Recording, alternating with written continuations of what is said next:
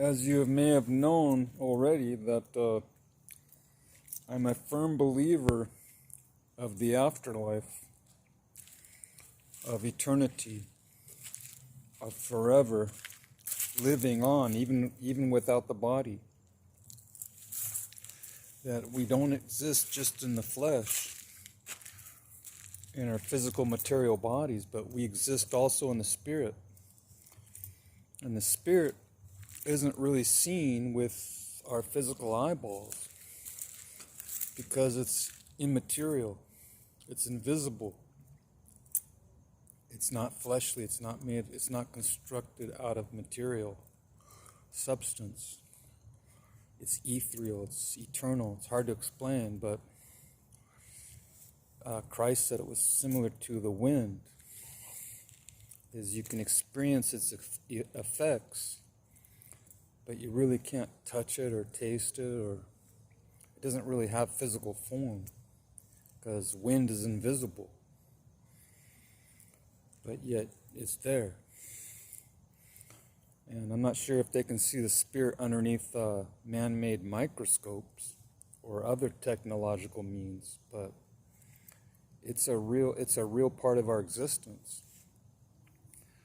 And we go on, we continue on, even after our bodies we've parted from our bodies. And there is a creator, there is a creation, we're part of his creation. The whole universe is God's creation. We're just a speck of dust in it, but yet we are a part of his love. He loves us.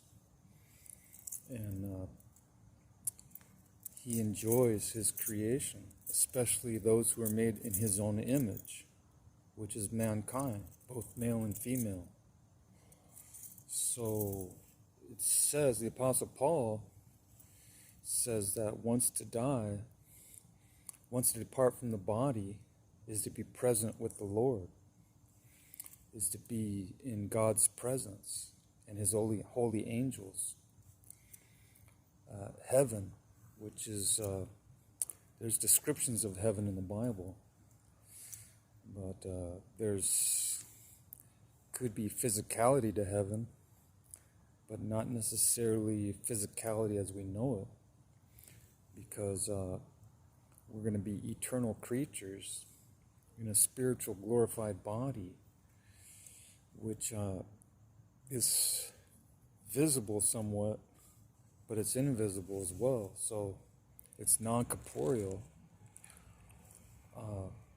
but yet it does have form, apparently, from some of the descriptions in the Bible.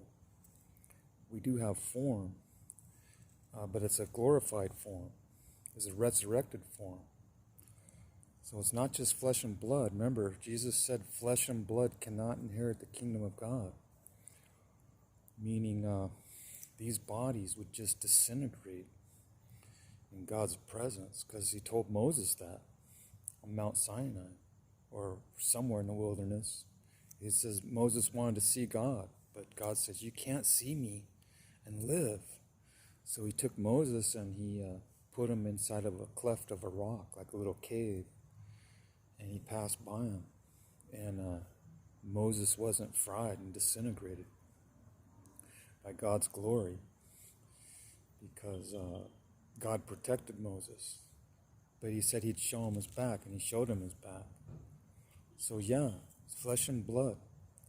We don't need it to continue living, because what you see in the mirror is not really you. It's part of you in this three-dimensional universe. But the real you, there's another part of the real you. It's the spirit. The spirit is not flesh and blood. The body is flesh and blood, but not the spirit. So, and God does want us to. Yeah, what's really strange too, I'm not sure if you can equate this with spiritual existence or spiritual phenomenon, but when you look at things on a micro level, like how much space there is in between atoms, they say there's a bunch of space in between anatomical particles, and that you got these electrons and neutrons and protons, and they're all moving back and forth at a rapid rate to give you the appearance of solidity, of solidness. But apparently that's not all atoms. It's mostly space. I just knocked on the exterior of the house, which is solid. But apparently it's mostly just anatomical particles, elements that are racing around, bouncing off each other and just racing around real fast in a circle. And that's what gives it its solid form.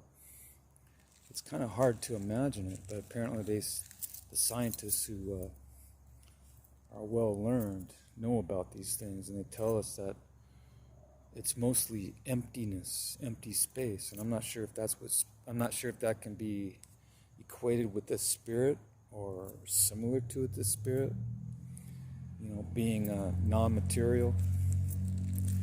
But yeah, it's very interesting what they've probably already uncovered when it comes to the micro world, what was considered the invisible in ancient times became visible because of technology, futuristic technology.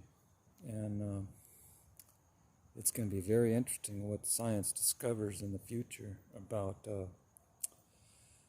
even eternity, aspects of the spiritual domain, that who knows if they can find that out, because it might be still at a level that can never be reached from human effort. But yeah, it's there is eternity, there is a hereafter. All the ancients believed it.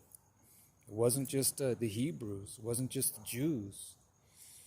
Most cultures around the world, for thousands of years, have believed in the afterlife. The Egyptians, the Babylonians, the Greeks, the Romans, all those cultures, all the Indian traditions. No culture has been excluded from believing these things, that there's a spirit, there's spiritual domain, and life continues on even after the body is deceased. So the question is have people been preparing for it like they did in ancient times? The Egyptian cultures, they prepared to meet God. All these different cultures around the world, they always made preparations from I don't know, maybe even from their childhood to preparing to meet God. Something that's inevitable. No one can escape this fact that every soul is going to have a meeting with God. It's unavoidable.